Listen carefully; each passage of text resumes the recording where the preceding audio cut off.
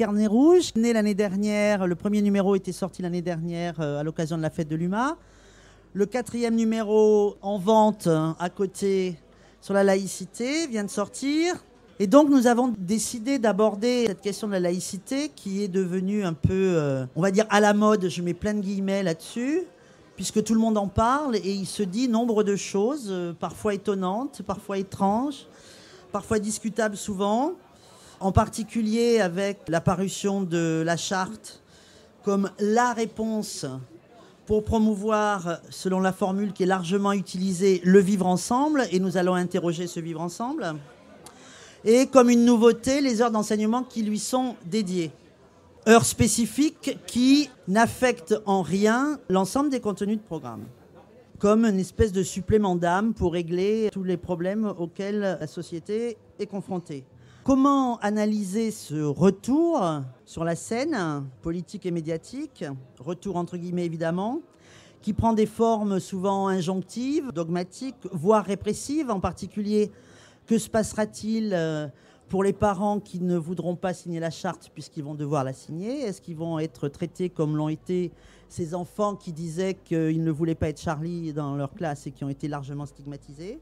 Donc la question que je vais poser aux intervenants que je vais vous présenter, c'est, dans un premier temps, comment analyser cette promotion du vivre ensemble, alors qu'au même moment est stigmatisée une large partie de la population, sur des bases à la fois socioculturelles, avec les classes populaires évacuées toujours de l'accès aux apprentissages, mais aussi les Roms, les musulmans, etc. Donc, je vais commencer par Pierre Dharréville, qui est responsable national du Parti communiste. Yves Pesia, qui est IPRIA et qui est membre du secrétariat national du syndicat des inspecteurs d'académie. Et Catherine Robert, qui est professeure à un lycée désormais célèbre, qui est le lycée Le Corbusier, en banlieue parisienne, et qui a lancé un immense travail avec ses collègues, bien entendu, sur comment répondre à la promotion de l'enseignement du fait religieux par l'anthropologie pour tous. Donc, des intervenants qui sont sur des champs un peu divers, qui du coup vont sans doute nous permettre de réfléchir collectivement sur cette question. Je vais vous laisser prendre la parole dans l'ordre où vous le souhaitez. Pierre, tu y vas ? Bonjour à toutes et à tous. Si j'entends bien la première question que tu mets sur la table, il s'agit de souligner peut-être le hiatus entre la promotion, tu as dit, du vivre ensemble, et puis l'état réel de la société, y compris l'orientation, le sens peut-être des politiques publiques qui sont menées et en tout cas qui méritent d'être interrogées. Moi, le terme de vivre ensemble, je sais il peut faire débat, n'est pas un terme qui me choque. Il me semble que c'est une nécessité absolue et que, y compris l'objet de la politique, c'est de construire du vivre ensemble, de construire du commun. Donc à partir de là, il me semble que c'est pas un objectif que je trouve en soi critiquable. Il est sans doute insuffisant. Ça, c'est un autre problème, mais en soi, je ne me lance pas dans une critique effrénée de cet objectif-là. En revanche, ce qui est vrai, c'est le hiatus dont tu faisais état, qui est qu'on invite, on appelle, plus que cela, on demande aux gens de se situer dans une logique de vivre ensemble, alors qu'en réalité, tout un tas de politiques qui sont menées conduisent à l'inverse. Et dans le débat public tel qu'il se mène également, on voit bien qu'il y a un certain nombre de stigmatisations qui sont extrêmement fortes et que la montée des racismes, la montée de la xénophobie, de la peur de l'autre est extrêmement forte. Voilà. Donc je crois qu'il faut évidemment se garder d'être dans un simple rappel à une sorte de règle, à une sorte de bienséance, à une sorte de morale qui ferait qu'il faudrait être dans cette logique-là, tout simplement. Ça se construit. Et ça suppose, c'est pour ça que moi j'ai beaucoup aimé le titre que vous avez donné à la revue Carnet rouge pour sa dernière livraison, La laïcité est-elle encore révolutionnaire? Je crois que ça renvoie à la dimension révolutionnaire de la laïcité et de la République. C'est-à-dire que comment vivre ensemble si l'égalité n'est pas au rendez-vous? Comment vivre ensemble si la liberté est remise en cause? Et évidemment, ça va de soi, comment vivre ensemble si on ne parle plus de fraternité? Voilà. Or, il me semble que les trois valeurs qui sont au fronton de la République sont des valeurs essentielles. Et si on fait l'état des lieux, on verra que le décalage est énorme entre le projet républicain puis en réalité ce qui se passe dans la société. Et moi, je vais m'arrêter là pour ne pas être trop long, mais tu me couperas, Christine. Ce qui me semble, c'est que Enfin, je l'ai beaucoup dit après les événements tragiques et dramatiques qui se sont produits au mois de janvier dernier. Faisons l'état des lieux avec les gens, avec les hommes et les femmes, avec les jeunes. Regardons comment ils vivent la société aujourd'hui. On regardera de près où est-ce qu'on en est de l'égalité. Et est-ce que les politiques qui sont mises en œuvre aujourd'hui, elles tirent dans ce sens-là, ou au contraire, est-ce qu'elles accroissent les inégalités? Et je ne parle pas simplement des inégalités scolaires. Placer cette injonction vivre ensemble alors que tout le reste conduit à le remettre en cause, il y a effectivement une sorte de schizophrénie insupportable qui fait que ça ne peut pas fonctionner.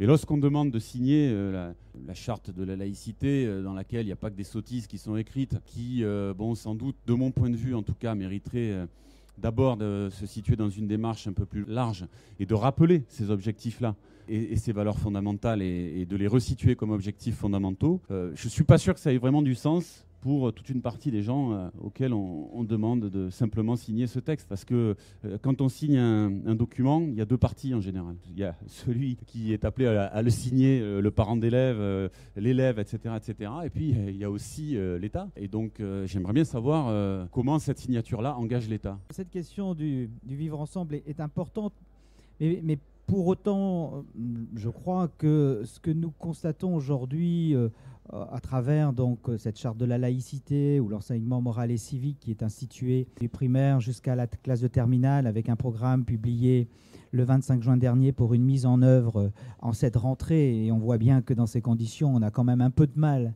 à poser une réflexion qu'on a autorisée, que l'on a réalisée, qui a eu lieu à un certain niveau, c'est-à-dire au niveau ministériel, parce qu'il y a des commissions qui sont réunies, etc. Mais après, sur le terrain, comment on fait, etc., ça n'existe pas. Donc on a là effectivement quelque chose qui relève de l'injonction, de l'urgence par rapport à ce vivre ensemble qui, me semble-t-il, est bien restreint quand on regarde un petit peu cette affaire de près. C'est-à-dire que ce sont quand même les questions relevant des dimensions interpersonnelles, intercommunautaires qui sont relevées dans ces programmes ou dans ces objets, etc. Et que finalement, toutes les questions liées à l'émancipation individuelle et collective ne sont pas au cœur de cette question. Or, il me semble que si on veut penser un vivre ensemble fort, mais un véritable vivre ensemble, il faut passer, c'est la condition que de réfléchir et que de partir de cette question de l'émancipation. Et j'entendais hier Bernadette Groison qui disait il faut que la question de l'éducation soit vraiment portée. Elle n'est pas portée. Or, cette question de l'éducation, elle est là. Elle est dans la question de l'émancipation individuelle et collective. Toutefois, pour avoir fait un petit retour sur le passé, n'oublions pas d'où nous venons, C'est-à-dire 2007, le discours du Latran de Nicolas Sarkozy qui mettait sur le même pied d'égalité le curé et l'instituteur. N'oublions pas la circulaire de 2011 qui instituait la morale dans le premier degré avec l'étude des maximes, parce que les maximes, effectivement, pour les concepteurs de l'époque, j'allais dire de l'époque, mais c'était 2011, c'est comme ça qu'on allait travailler ces questions. Et qu'en 2012, la question de l'enseignement d'une morale laïque ou l'enseignement laïque de la morale, elle a été posée et voilà, je pense que c'est quand même quelque chose, c'est une avancée, on n'est pas allé assez loin, ça ne va pas assez loin et on en reste confiné à un vivre ensemble réduit, mais il y a des avancées et je pense que c'est intéressant de poser la question de la laïcité est-elle encore révolutionnaire, parce qu'il y a des lignes qui ont bougé, mais probablement, très certainement, j'en suis convaincu, il faut qu'on continue, Christine a parlé du vivre ensemble. Je pense que c'est important de repartir de là. À savoir qu'au lycée Le Corbusier, quand bien même les statistiques ne sont pas publiables et qu'il est interdit d'en faire, on compte à peu près 70 nationalités d'origine pour nos élèves. Autrement dit, nous vivons ensemble et cette injonction-là, cette nécessité-là de vivre avec les autres est une évidence, puisque en l'occurrence, il paraît difficile de faire autre chose que de vivre avec les autres. La question préalable qui a conduit un certain nombre de professeurs de ce lycée et d'élèves qui les accompagnaient à créer le projet de l'anthropologie pour tous, c'est qu'avant de savoir comment vivre ensemble, il faut savoir tout bêtement avec qui on vit. Et il se trouve que la société de ce début de 21e siècle n'est évidemment pas la même que celle qui a conduit à la création de la loi de 1905. Par exemple, les choses ont changé. Et le problème fondamental, premier, croyons-nous, c'est que nous ne savons pas avec qui nous vivons et dès lors, évidemment, nous ignorons tout de la manière dont nous devons vivre avec tous ces autres-là, avec qui nous faisons société. Nous avons appelé le projet qui est le nôtre l'anthropologie pour tous, avec cette idée-là qui est un préalable indispensable à toute réflexion politique, c'est une réflexion anthropologique. C'est-à-dire connaître la diversité des cultures qui composent désormais cette société, diversité des cultures qu'on ne pourra pas réduire et qui serait de surcroît tout à fait mortifère d'entreprendre de réduire, c'est-à-dire que la France, elle est aujourd'hui plurielle, elle est multiculturelle. Cette pluralité n'est pas par nécessité conflictuelle et il se trouve qu'il faut en prendre acte pour penser les conditions d'une vie commune, en partant du principe aussi, je crois, mais on en reparlera sans doute, qu'il n'est pas question de faire signer quoi que ce soit à qui que ce soit en le lui imposant. C'est-à-dire que ces chartes du vivre ensemble, quelle que soit la forme qu'elles prennent, que ce soit au sein d'un établissement scolaire, au sein d'une société plus largement constituée, ne peuvent valoir que si elles sont rédigées par ceux qui ont décidé de les signer. Donc en l'occurrence, avant même que de signer quoi que ce soit, je pense qu'il serait bon de rédiger les conditions du vivre ensemble. Et avant que de rédiger les conditions du vivre ensemble, il serait bon de savoir avec qui on vit, autrement dit, de connaître les individus qui vont composer tous ensemble cette société-là. Faire de l'anthropologie, ça veut dire être à l'écoute de l'autre et être attentif à la culture dans laquelle il est né, dans laquelle il a vécu et qu'il a fabriqué parfois, évidemment, individuellement, par bricolage, comme dit Claude Lévi-Strauss, d'un certain nombre d'apports. Dès lors, si la laïcité est révolutionnaire, peut-être est-ce qu'il faudrait entendre la révolution au sens d'une révolution copernicienne, c'est-à-dire d'un nécessaire changement de point de vue. Non plus tant composer une société égocentrée ou ethnocentrée qui se bâtirait sur des considérations culturelles qui sont celles d'une société qui n'est plus la nôtre. Mais révolution copernicienne, ça veut dire changer de point de vue et admettre peut-être la nécessité du point de vue de l'autre. Et je pense que tant qu'on n'a pas fait cet effort-là d'écouter l'autre, de se taire peut-être un petit peu avant que de brailler sur la constitution des règles communes, d'attendre, de regarder, de voir, d'écouter, comme quand on est prof, il faut aussi, avant que d'imposer quelques dogmes que ce soit ou quelques contenus de discours que ce soit, écouter les élèves qui sont susceptibles, capables et alors mieux aptes à les entendre. Donc faire de l'anthropologie, je vais m'arrêter là, on y reviendra sans doute, avant que de faire de la politique, c'est-à-dire savoir avec qui on vit, parce que sinon je ne crois pas qu'on puisse décemment imposer une manière de vivre à qui que ce soit qui ne se serait pas lui-même emparé justement de la constitution et de la composition d'une société commune. Anthropologie pour tous, ça veut dire aussi sociologie pour tous, de façon beaucoup plus large, ça veut dire sciences humaines pour tous. On en reparlera peut-être, je vais m'arrêter, pardon, mais il serait bon parfois aussi au sein de l'école de connaître les origines sociologiques des enseignants et de comprendre aussi que le changement de point de vue, la révolution copernicienne, elle est à opérer, je suis heureuse de pouvoir le dire ici, entre les classes et pas simplement évidemment entre les cultures. Et à cet égard, effectivement, si on s'adonnait, comme je crois la raison et le calme le suppose, à une véritable écoute, non seulement de la culture de l'autre, mais de ses attentes, les choses devraient se régler de manière beaucoup plus pacifique. Alors peut-être moins révolutionnaire, mais en l'occurrence avec, pour le coup, un véritable changement qui, lui, je crois, serait révolutionnaire. Je ne peux m'empêcher de faire référence à une interview de Pierre Kahn, professeur des universités émérites, coordinateur du groupe d'experts attaché à l'enseignement du programme d'enseignement moral et civique auprès du Conseil supérieur des programmes et qui a donné une interview à l'UMA de mercredi dernier et qui interroge sur la vocation de ce discours pro-laïque, injonctif et prescriptif, et qui interroge aussi sur les finalités politiques de ces injonctions. Que dit-il ? Même les anti-Charlie doivent pouvoir s'exprimer à l'école, exactement pour les mêmes raisons que l'erreur y est permise. On est loin de ce que vous pouviez, les uns et les autres, avancer dans vos interventions respectives. Et du coup, moi, ça m'envoie sur cette impression quand même d'instrumentalisation du terme de laïcité, à la question suivante: comment les élèves peuvent-ils être dupes face à une école qui leur demande de respecter les valeurs de la République, valeurs que cette même République ne cesse de trahir, comme le disait tout à l'heure très justement Pierre. Et est-ce que cette situation-là n'est pas une menace sur l'éducation et au-delà, bien sûr, puisqu'il est bien évident que la question de l'éducation est une question de société centrale. Effectivement, il y a une tension là entre le réel, je dirais, et ce qui est souhaité pour l'école. C'est-à-dire qu'avec l'enseignement moral et civique, la charte de la laïcité et cette instrumentalisation, on voit bien qu'on a une tension où la rupture peut être importante. Et elle est au cœur de l'école aussi, de ce qui structure. C'est-à-dire que voilà, l'enseignement moral et civique, c'est un enseignement. Et du coup, là encore, comme si c'était quelque chose qui est à part par rapport aux autres enseignements, où finalement, on pourrait ne pas avoir à penser cette question. Or, les autres enseignements ont toute la capacité de le faire et la collègue vient de le démontrer. Ensuite, on a également dans les contenus de savoir qui sont plus portés sur des questions interpersonnelles plutôt que des questions liées à une dimension sociale.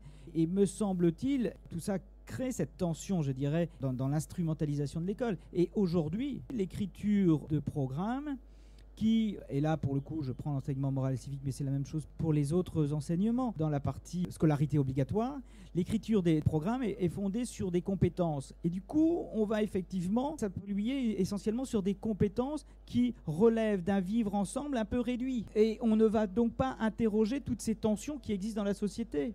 On ne va pas partir de là. On va travailler effectivement à ce que la culture de la sensibilité soit développée, la culture de l'argumentation, la culture du jugement, la culture du respect à la norme et à la règle. Et on voit bien les tensions qui peuvent exister avec le réel. Mais en même temps, on va les travailler, mais manifestement, en lisant ce qui apparaît des programmes qui structurent les pratiques dans les classes, on va y travailler uniquement dans un cadre particulier, sans interroger toutes ces tensions, alors avec évidemment une menace terrible pour l'éducation, et alors qu'on peut faire autrement. Je peux prendre l'exemple des sciences de la vie et de la terre, qui est la discipline dont j'ai la charge dans l'Académie de Rennes. En sciences de la vie et de la terre, jusqu'en 2010, on traitait un programme qui s'appelait « Reproduction humaine en classe de première ». L'intitulé a changé, c'est devenu « Féminin-masculin ». Avec dans le préambule la nécessité de s'ancrer dans le réel, dans la question de l'identité sexuelle, de l'orientation sexuelle, et donc la nécessité de mettre en débat, d'être à l'écoute, comme il a été dit tout à l'heure, des représentations, les conceptions, les réalités culturelles de chacun, pour finalement convoquer des savoirs biologiques pour comprendre, mais aussi pour convoquer d'autres savoirs sociologiques, par exemple, pour effectivement aussi comprendre. Et donc, on voit par là, me semble-t-il, quelle voie on pourrait prendre pour travailler ces questions. C'est quelque chose qui n'a pas été facile. Je me vois encore échanger avec les enseignants là-dessus et les réticences à mener un enseignement qui partirait de ces questions-là, de l'égalité finalement, hein. Des questions très, très délicates. Mais finalement, qu'est-ce qui m'a permis de m'en sortir? La laïcité. La laïcité, parce qu'on peut effectivement travailler et mettre sur la table les points de vue des uns et des autres avec une grande neutralité et qui permet d'avancer dans les savoirs. Et je pense que c'est un exemple qui pourrait être, je dirais, préfigurateur de comment on pourrait faire pour ne pas être dans cette tension entre le monde réel et l'éducation.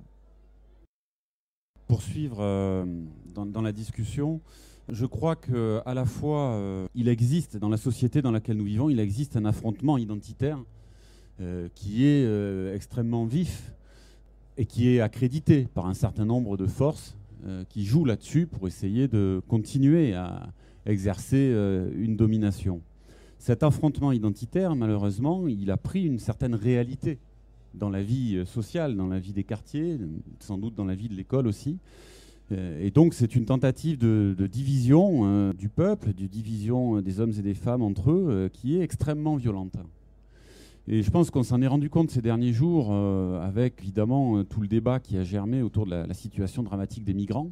dont je voulais dire quand même quelques mots, parce que je pense que ce n'est pas si éloigné que ça de notre sujet du moment, bien au contraire.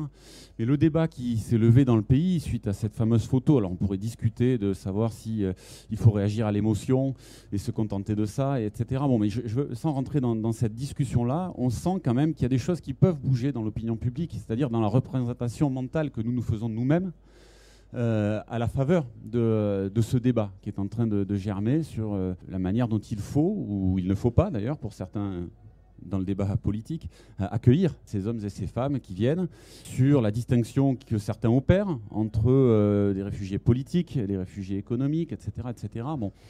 Et je trouve qu'on voit bien qu'il y a un certain nombre de consciences qui ont peut-être un petit peu bougé, sans doute insuffisamment. Pour moi, il y a quand même encore beaucoup de travail devant nous là-dessus. Mais je crois que dans le débat public et donc dans l'opinion, il y a un certain nombre de choses qui sont en train d'évoluer de ce point de vue. Pourquoi je parle de ça ? Je parle de ça parce que, pour faire écho à ce qui a été dit avant moi, on vit en effet dans des sociétés mondialisées où on n'est plus dans des blocs monolithiques, si tant est qu'on y ait été réellement à un moment donné. En tout cas, cet élément-là est beaucoup moins fort.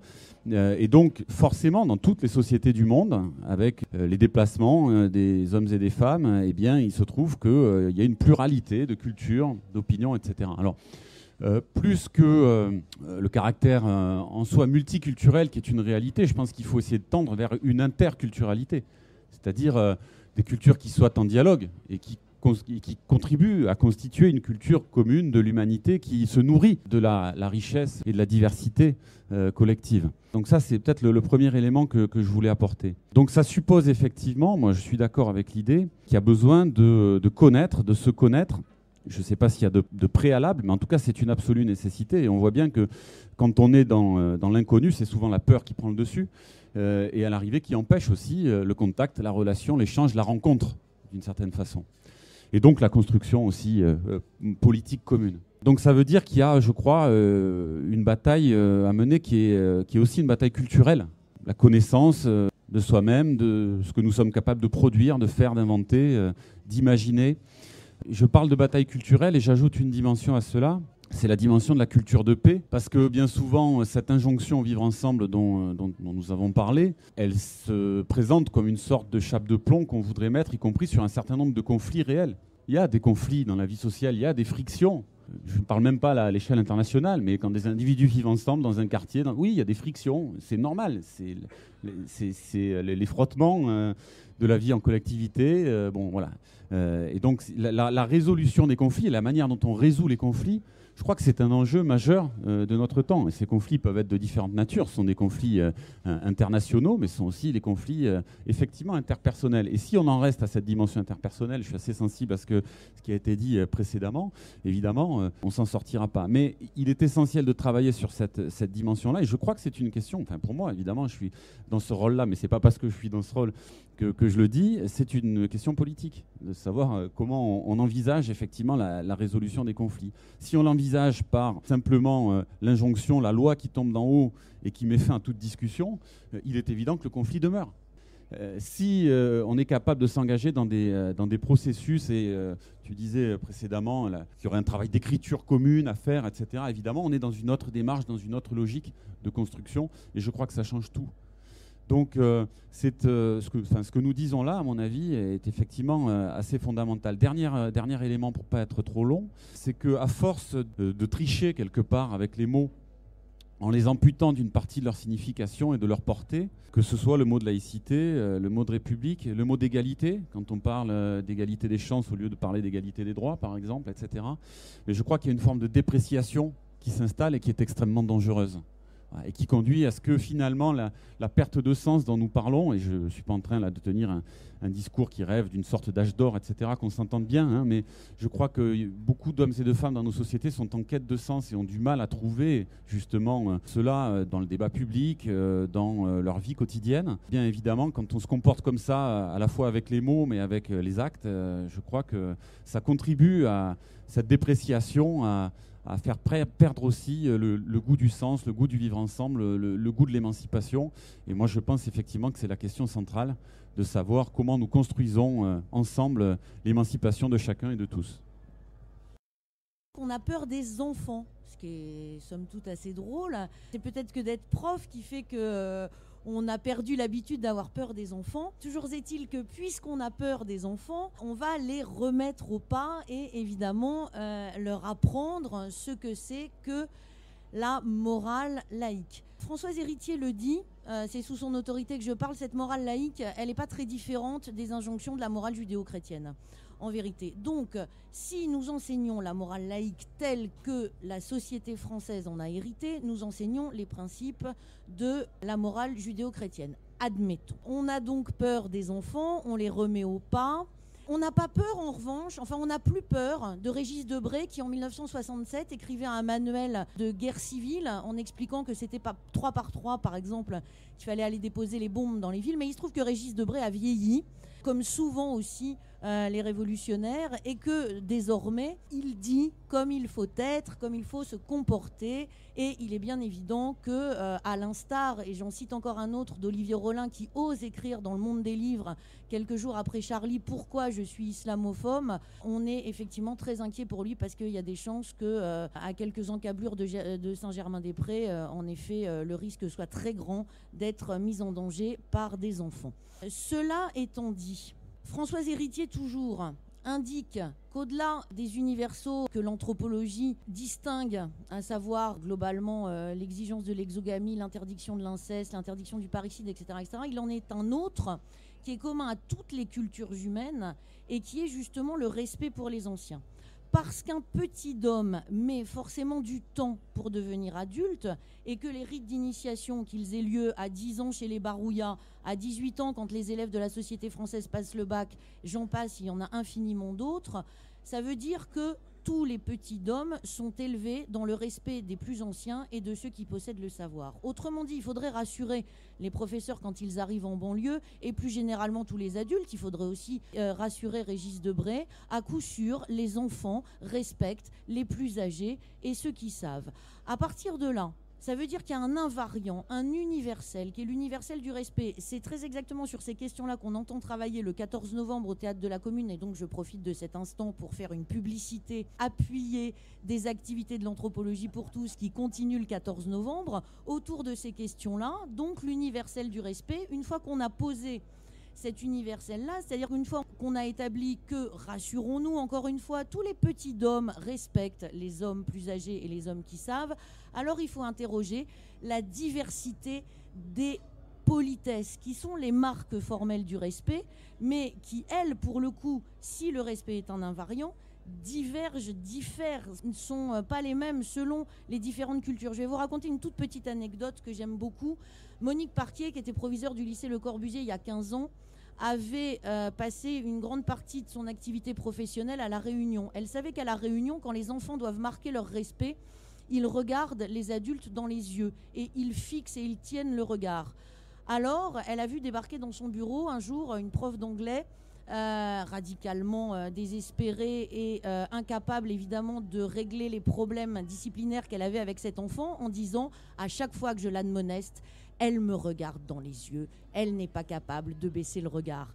Alors donc le proviseur a reçu l'enfant en question évidemment angoissé, pantelante, ne sachant que faire et disant mais si évidemment que je respecte puisque je la regarde dans les yeux. Il a suffi d'expliquer à la prof d'anglais que quand on est né à La Réunion, quand on fait partie d'une culture qui n'était pas la culture de cette enseignante avide de ramener son élève dans les marques et les tenues du respect, on regardait dans les yeux là où l'autre attendait qu'on les baisse. Donc c'est ça aussi l'anthropologie pour tous et c'est parfois aussi ridicule que ça les dissensus interculturels. Je suis pas en train de les réduire simplement à un jeu de ce type-là. Entendons, mais bon, cela étant, pour ce qui est des conflits idéologiques, il faudrait aussi lire ce qu'écrivent les anthropologues qui se contentent pas d'aller passer 15 jours au Mali, mais qui véritablement travaillent, par exemple, autour de Boko Haram, pour comprendre que, mais ça c'est pas un scoop, ce qu'on appelle conflit culturel, c'est un masque pour dire conflit économique, conflit politique, conflit de territoire. Pardon de le répéter encore, pour ma part, j'ai jamais vu dans une classe où il y avait des Maliens, des Camerounais, des Chinois, des Vietnamiens, des polythéistes, des animistes, des musulmans, des enfants, des communistes chassés par le GIA et venus d'Algérie dans les années 90.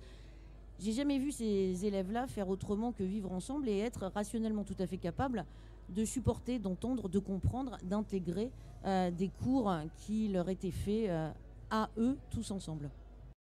Je vous propose une dernière question. Je reviendrai bien plus précisément sur la question de l'école, parce que cette laïcité, elle est catéchisante, comme tu le disais, d'une part, c'est-à-dire est-ce qu'on est en train d'instaurer un nouveau dogme à l'école, alors qu'en même temps, la charte de la laïcité explique que l'école est un lieu neutre, un espace neutre, et que les enseignants doivent rester dans la neutralité. Donc, ce qui est quand même une question tout à fait intéressante, sachant que l'école est le lieu du politique, dans le sens où les choix qui sont faits de contenu de savoir transmis, de modalités de transmission, participent à former des citoyens.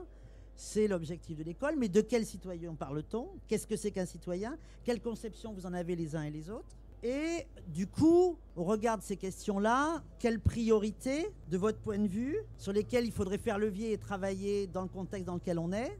Et est-ce que, un certain nombre de contributeurs du numéro de la revue y font appel, est-ce qu'il n'y aurait pas aussi à se remettre en travail sur l'histoire de la laïcité et ses enjeux, de façon à ce qu'on sorte de ces espèces de discours qui font qu'on crée du clivage plutôt que de créer du commun dont vous avez les uns et les autres parlé.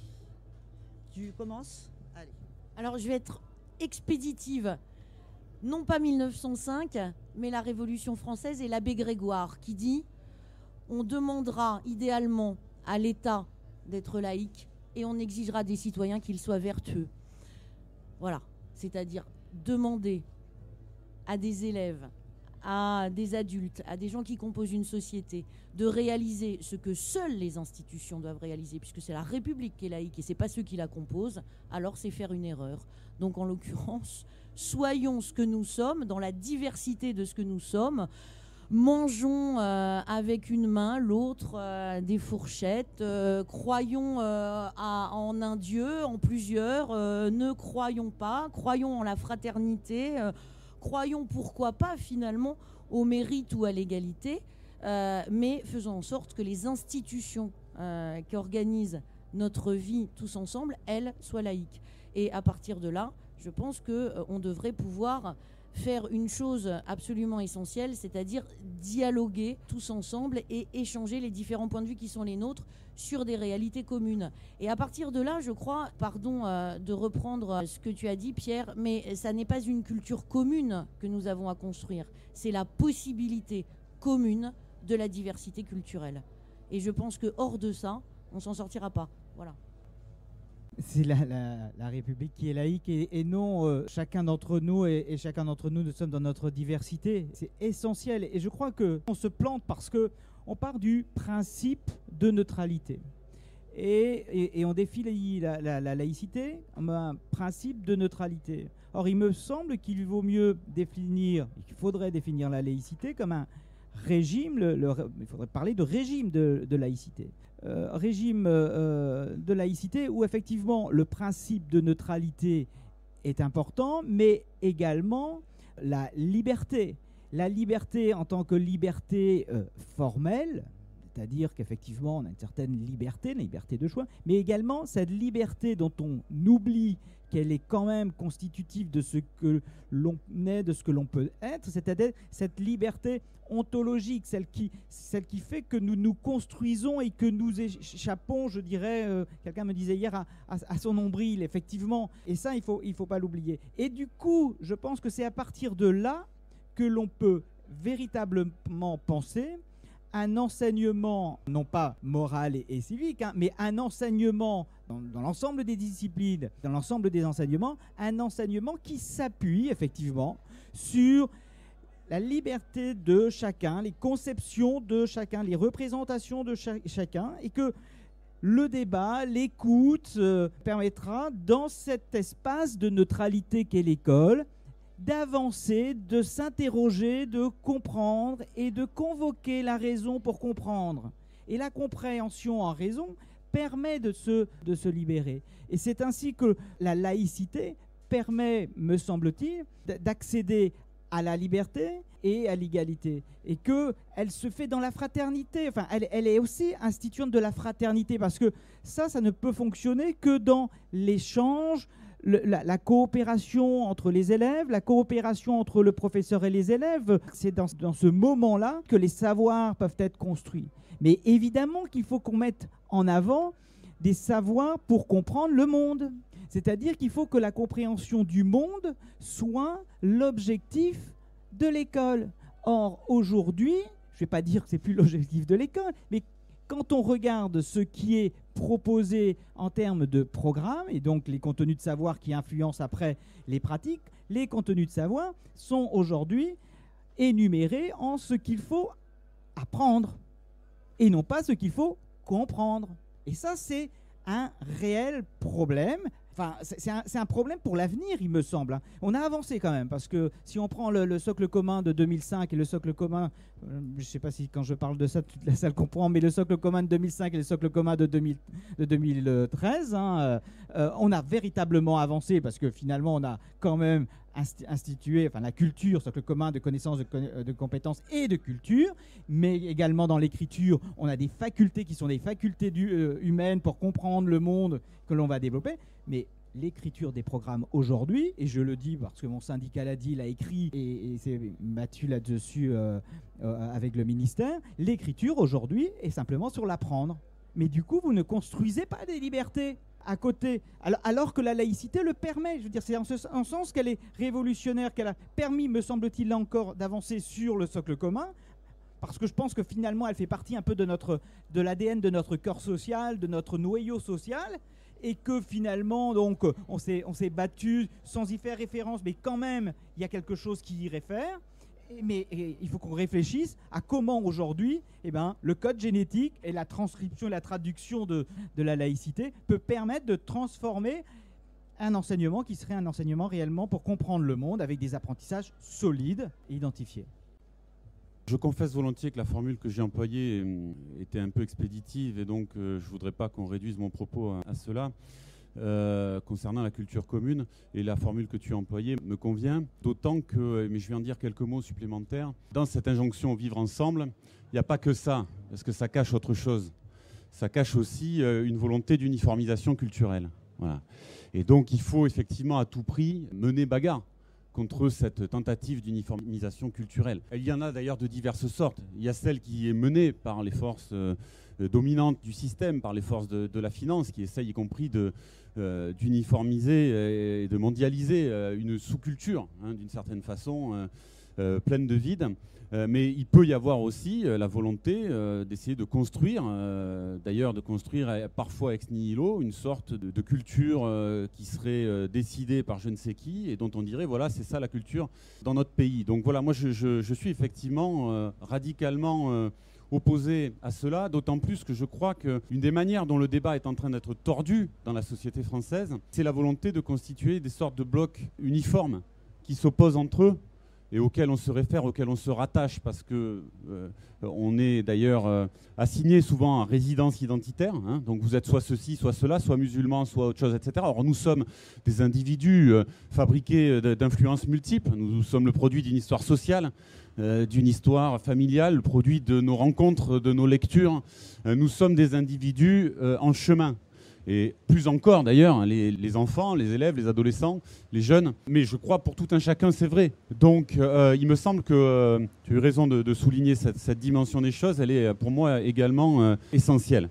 Cela dit, le risque, c'est d'être dans simplement une sorte de juxtaposition aussi des choses. Donc c'est pour ça que je parlais d'interculturalité, ce qui me semble être peut-être une piste à explorer et à réfléchir. Deuxième remarque, avant de vous laisser la parole, sur la neutralité. Je suis d'accord avec la conception de la laïcité telle que tu l'as grosso modo énoncée. La question de la neutralité, je trouve, est un peu piégeante, hein, parce que je ne sais pas si la manière dont on a pris cette question de la laïcité avec la charte, avec la morale, etc., nous place dans une réelle situation de neutralité. Voilà. Effectivement, je pense que ça mérite d'être interrogé. La deuxième chose, c'est que, il me semble, la neutralité, elle ne s'applique pas aux élèves de la même manière qu'elle ne s'applique pas aux usagers des services publics. On n'a pas affaire à l'école à des récipients qu'il faudrait remplir. On n'a pas affaire à des pages blanches sur lesquelles il faudrait écrire. On a affaire à des individus en construction qui ont une histoire, qui ont des choses à dire, qui ont une représentation du monde avec lesquels on avance, quoi. Enfin, je sais pas, c'est le processus éducatif, vous le définiriez sans doute mieux que moi, mais si on réfléchit pas à l'école de cette façon-là, je crois qu'on se trompe, et puis lourdement, quoi. Voilà. Dernière chose, concernant le débat sur la laïcité, sur le vivre ensemble, tout ce qui tourne autour de ces questions-là, moi, il me semble qu'il a une fonction dans le débat politique et dans le débat public, et qu'il faut pas le perdre de vue, et que tous ceux qui agitent cette question-là sans dire qu'elle n'est pas importante, puisque moi-même je m'y intéresse et j'en traite, hein. Tous ceux qui instrumentalisent cette question et qui, notamment à partir de là, font un certain nombre de développements qui visent à cliver, à diviser et à donc promouvoir un certain modèle de société qui sont profondément inacceptables et voire invivables. Il me semble que voilà, il faut arriver à démonter cette réalité aussi. Et la fonction politique, c'est bien celle-là. Quand la droite et l'extrême droite, mais quand aussi un certain nombre d'intégristes religieux mettent cette question sur le tapis, l'objectif est bien celui-là, c'est-à-dire c'est d'accréditer cet affrontement dont je parlais et duquel effectivement je crois qu'il faut sortir. Alors moi je nie pas que quand on se trouve dans un espace commun, les gens vivent ensemble, ils ont envie sans doute de se connaître, de se découvrir, de faire des choses en commun, et peut-être un certain nombre d'entre eux ne se posent même pas la question que nous sommes en train de nous poser, c'est sans doute très naturel. Mais moi, je rencontre aussi dans la société, dans les endroits où je milite, où je vis, etc., la réalité de cet affrontement-là. Et je crois qu'il y a nécessité réellement de le combattre, parce qu'il sert à la fois à masquer l'affrontement de classe, il sert à la fois à masquer les dominations qui pèsent sur les hommes et les femmes, mais il en constitue une supplémentaire, et donc il faut l'affronter. Donc le proviseur du lycée Le Corbusier est en train de mettre en place justement avec le rectorat de Créteil, une formation à l'anthropologie pour tous destinée au personnel de direction et d'inspection, ce qui nous paraît une excellente initiative qui accompagnera une autre initiative qui est celle d'un stage ouvert les 12 et 13 novembre aux professeurs de l'Académie de Créteil sur ces mêmes questions. Donc en l'occurrence, on avance et je pense que petit à petit, les choses s'éclaireront davantage, comme le réclame effectivement le Batave Spinoza.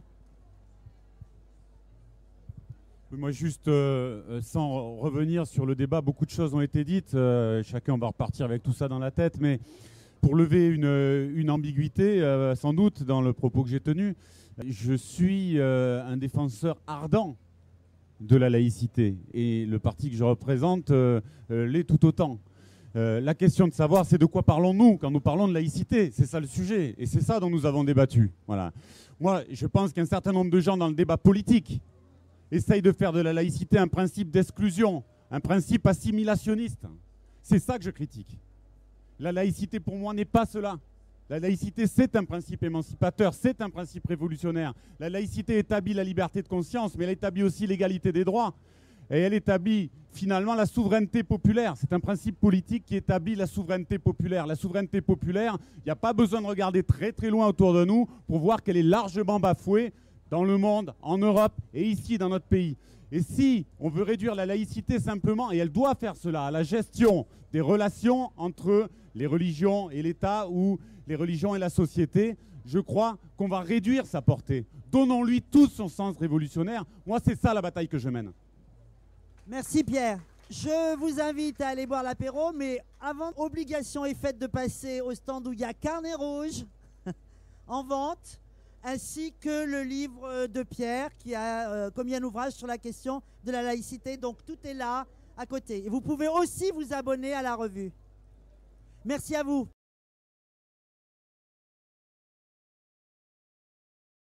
J'étais scolarisé dans un établissement qui est assez ancien, qui est l'Institut national des jeunes aveugles. Et on avait dans cet institut 40% des élèves qui étaient d'origine maghrébine.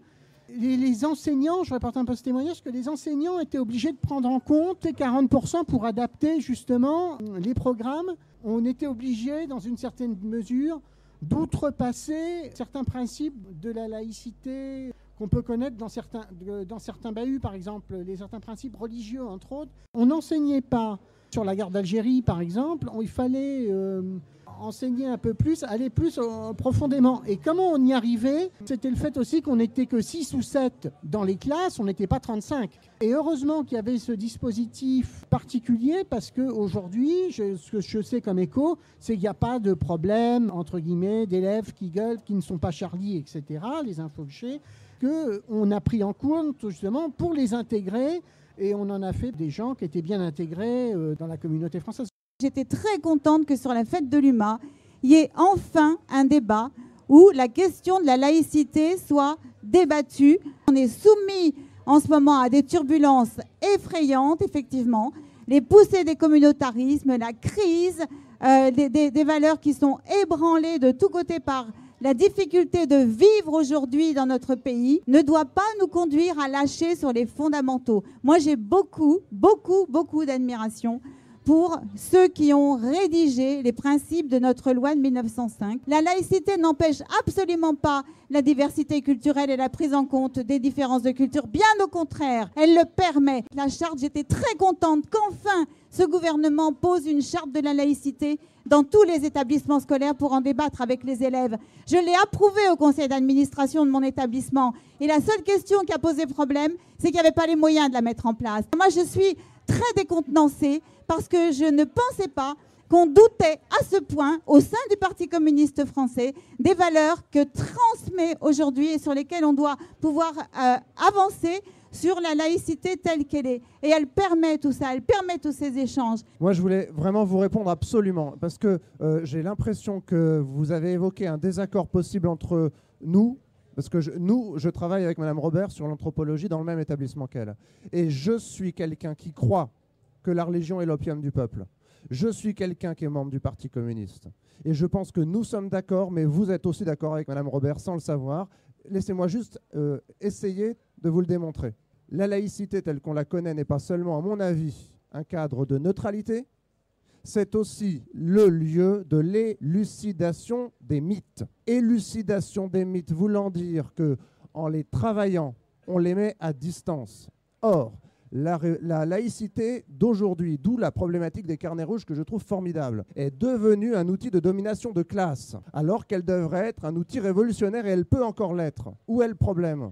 Elle a été définie, déterminée et fabriquée pour élucider le mythe ou les mythes du catholicisme de l'Europe depuis le XVIe siècle. Elle a d'ailleurs fabriqué des rituels pour vider les mythes d'une appropriation d'ordre de croyance. Aujourd'hui, la société devient multiculturelle. Or, la bourgeoisie trouve utile d'avoir gelé la laïcité dans l'état où elle se trouvait il y a 100 ans. Alors que faire de la laïcité de façon révolutionnaire, comme on le faisait il y a 100 ans dans un monde, dans un pays chrétien, le faire aujourd'hui, ce serait élucider les mythes d'aujourd'hui. Or, les mythes d'aujourd'hui, eh bien, on n'a pas envie d'y toucher et de les élucider. Parce qu'en faisant de l'anthropologie aujourd'hui, on en trouve à l'appel des mythes contemporains. Et ce n'est pas l'islam, moi, qui me fait le plus peur du tout. C'est la haine des Illuminati, c'est le mythe de l'argent roi, c'est le mythe du marché. Et si l'école se mettait à élucider les mythes de nos élèves aujourd'hui, elle deviendrait une école révolutionnaire. Donc je dis, l'anthropologie est un outil révolutionnaire au service d'une émancipation, et ce n'est pas autre chose. Je suis le camarade Ayoub de la JC. Moi, je suis un peu choqué parce qu'il y a une part de raison dans ce que vous dites, notamment sur la charte de laïcité. Mais le problème, il est là aussi, c'est que quand vous avez un ministère de l'Éducation nationale qui ne met pas les moyens derrière et tout, comment vous voulez que aussi la jeunesse ait confiance en la laïcité ? Moi, aujourd'hui, on ne peut pas avoir confiance en cette laïcité parce qu'elle ne permet pas l'égalité. Elle ne permet pas l'égalité de culte et tout.